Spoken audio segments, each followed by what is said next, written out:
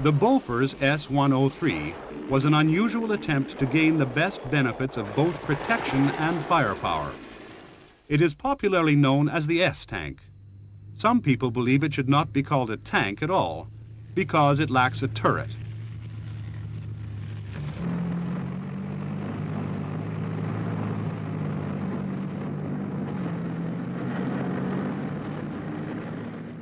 All tanks have a fully tracked chassis, which give them good mobility over smooth or uneven ground.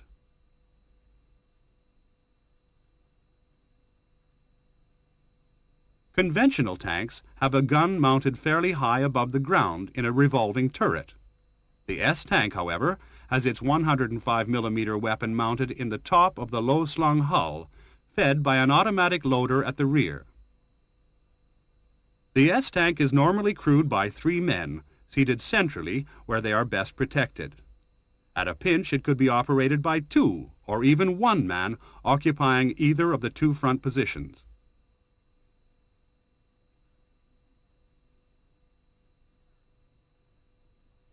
In comparison to a conventional tank, the S-tank has a remarkably low silhouette.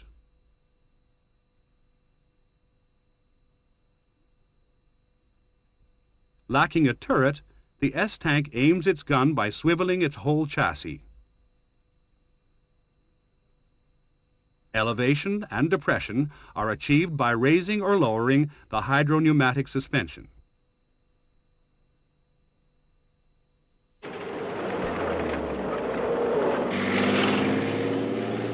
With a combat weight of just under 40 tons, the S-tank is also capable of traversing smoothly despite minor obstacles in its path.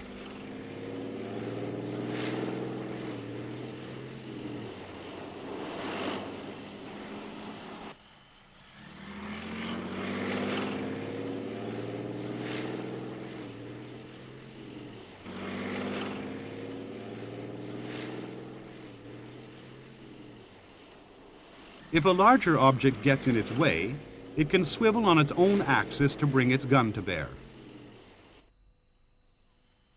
A low silhouette is an obvious advantage, allowing the S-tank to hide easily in a true hull-down position awaiting its prey.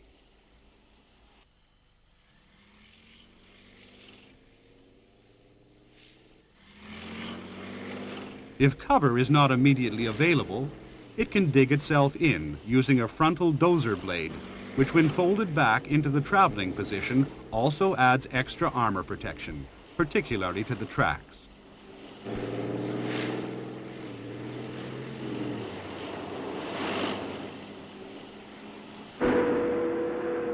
The tank elevates and depresses its gun smoothly through 22 degrees, which is better than most tanks can manage.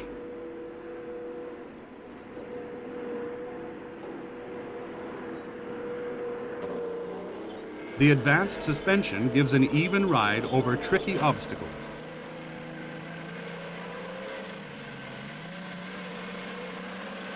At the tank's rear, the automatic loader is fed to capacity with 50 rounds. The crew scramble into their positions. The internal layout, though futuristic in appearance, is designed for maximum simplicity of operation.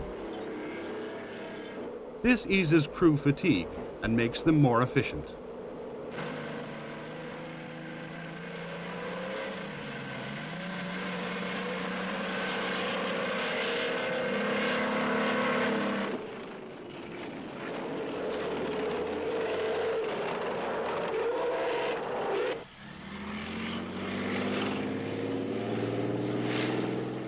The driver usually aims and fires the gun, acting on directions from the commander. However, the commander has duplicate controls and can take over at will using his gyro-stabilized sights. This can be important when an unexpected target suddenly appears.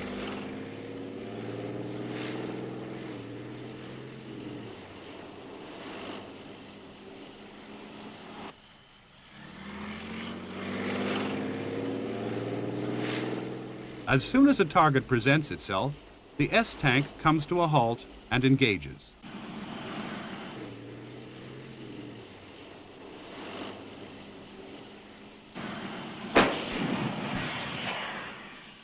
Cartridge cases are automatically ejected after firing, saving clutter within the vehicle. The tank can then move forward again.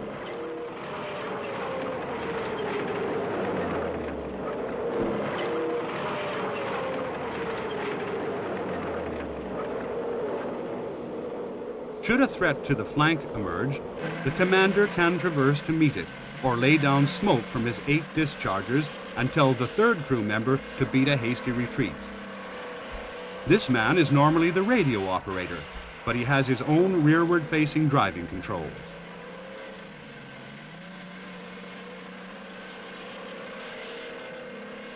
The S-tank has built-in flotation screens, which can be erected quickly to make it fully amphibious.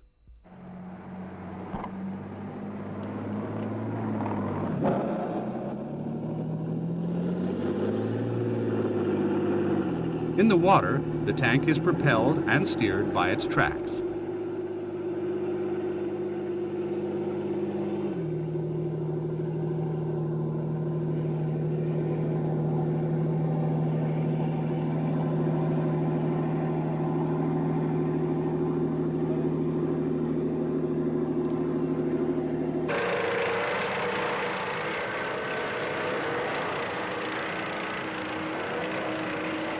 For all its advanced technology, though, including a gas turbine engine to give easy starting in cold weather, and a subsidiary engine to keep the systems ticking over while stationary, the S-tank has one major drawback. It cannot fire while on the move, which makes it primarily a defensive rather than an offensive weapon system.